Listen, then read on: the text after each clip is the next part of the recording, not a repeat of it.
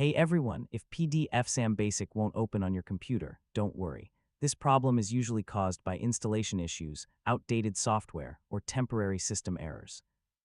In this video, I'll show you how to fix PDFsam Basic not opening step by step. First, restart your computer and try opening PDFsam Basic again. Yeah, a simple restart can often resolve temporary software problems. Next, make sure you're using the latest version of PDFsam Basic. If you're running an older version, download and install the newest release from the official PDFsam website. If the program still won't open, uninstall PDFsam Basic completely and then reinstall it. If possible, remove any leftover PDFsam installation folders before installing the latest version again.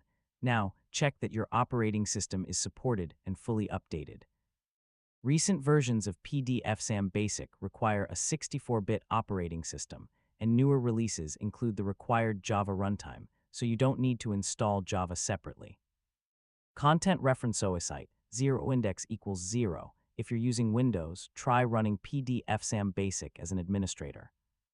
Right-click the application icon and select *Run as administrator * to see if that resolves the issue. You should also temporarily disable any antivirus software that's blocking the application, then try launching PDFsam again. If it opens successfully, add PDFsam Basic to your antivirus allow list.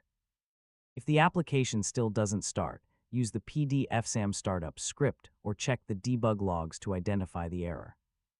The official PDFsam troubleshooting guide explains how to generate startup diagnostics for further investigation.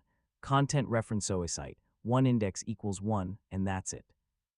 Now you know how to fix PDFsam Basic when it's not opening. If this tutorial helped you, don't forget to like this video and subscribe for more easy how-to guides. Thanks for watching.